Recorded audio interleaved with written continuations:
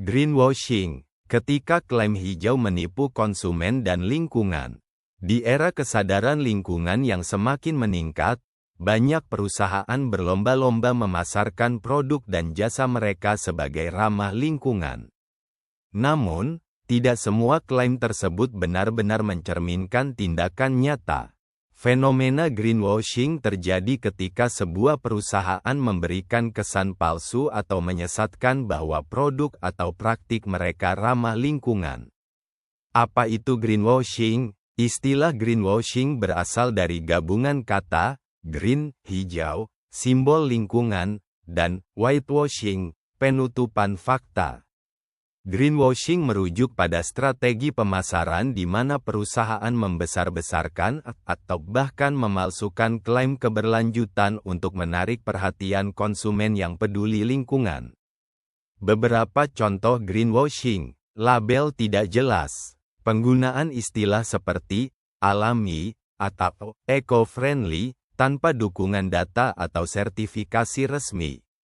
Minimnya tindakan nyata. Perusahaan mengiklankan satu inisiatif kecil sebagai langkah besar, meskipun dampak lingkungan mereka secara keseluruhan tetap signifikan. Distraksi dari masalah utama. Fokus pada aspek hijau tertentu untuk menutupi dampak besar lainnya, seperti emisi karbon tinggi atau eksploitasi sumber daya. Mengapa greenwashing terjadi? Tuntutan pasar. Konsumen semakin peduli terhadap produk berkelanjutan, sehingga permintaan untuk produk hijau meningkat. Greenwashing menjadi cara cepat untuk memenuhi ekspektasi ini tanpa perubahan signifikan. Persaingan bisnis. Perusahaan menggunakan greenwashing untuk tetap kompetitif dengan pesaing yang benar-benar mengadopsi praktik ramah lingkungan. Kurangnya regulasi ketat. Dalam banyak kasus, belum ada standar internasional yang ketat untuk memastikan klaim keberlanjutan yang valid. Dampak negatif greenwashing, menyesatkan konsumen. Greenwashing membuat konsumen percaya bahwa mereka berkontribusi pada keberlanjutan dengan membeli produk tertentu, padahal dampaknya justru bisa merugikan lingkungan. Merusak kepercayaan. Ketika klaim greenwashing terbongkar, kepercayaan konsumen terhadap perusahaan dan bahkan gerakan keberlanjutan secara umum dapat menurun. Menghambat perubahan nyata. Greenwashing menciptakan ilusi kemajuan, yang dapat memperlambat adopsi praktik bisnis yang benar-benar ramah lingkungan. Dampak lingkungan yang tetap buruk. Alih-alih mengurangi jejak karbon atau limbah, perusahaan yang melakukan greenwashing seringkali tetap melakukan praktik tidak berkelanjutan. Contoh kasus greenwashing yang terkenal: Volkswagen emission skandal, Dieselgate. Volkswagen mengklaim kendaraan mereka ramah lingkungan, namun kemudian terungkap bahwa mereka menggunakan perangkat untuk memanipulasi uji emisi, sehingga kendaraan sebenarnya lebih mencemari daripada yang diiklankan. Botol plastik, daur ulang. Banyak perusahaan air minum dalam kemasan mengiklankan botol mereka sebagai ramah lingkungan karena bisa didaur ulang. Namun, sebagian besar botol tersebut tetap berakhir di tempat pembuangan akhir atau lautan karena kurangnya sistem daur ulang yang efektif.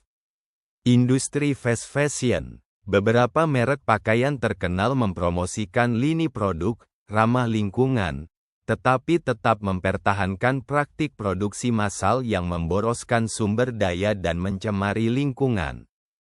Bagaimana mengidentifikasi greenwashing? Teliti klaim. Perhatikan apakah klaim perusahaan didukung oleh data, sertifikasi, atau laporan keberlanjutan yang transparan. Waspada pada label umum. Istilah seperti alami, organik, atau eco-friendly, tanpa penjelasan spesifik seringkali menjadi tanda greenwashing. Evaluasi praktik keseluruhan. Jangan hanya melihat satu aspek hijau. Periksa keseluruhan operasi perusahaan, termasuk dampak sosial, lingkungan, dan rantai pasok. Gunakan aplikasi atau sumber terpercaya. Aplikasi seperti Good on You atau laporan dari organisasi lingkungan dapat membantu memverifikasi keabsahan klaim hijau suatu perusahaan. Cara menghindari greenwashing. Edukasi konsumen. Konsumen perlu memahami apa arti sebenarnya dari keberlanjutan dan belajar mengenali tanda-tanda greenwashing.